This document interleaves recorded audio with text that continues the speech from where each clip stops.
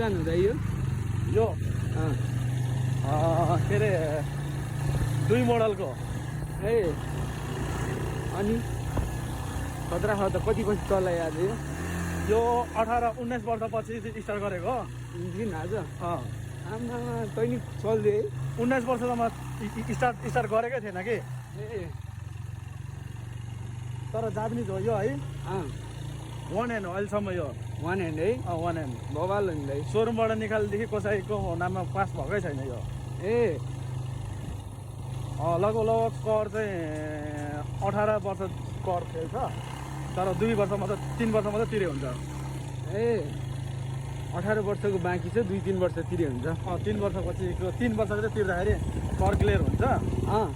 mileage एकदम दामी छ फेरि यो ए ल अहिले हामी चाहिँ बौद्धको आरुबारीमा छौँ 18 वर्षपछिको यो बाइक स्टार्ट गरेर ट्राई गर्दै हो होइन टेस्ट ड्राइभ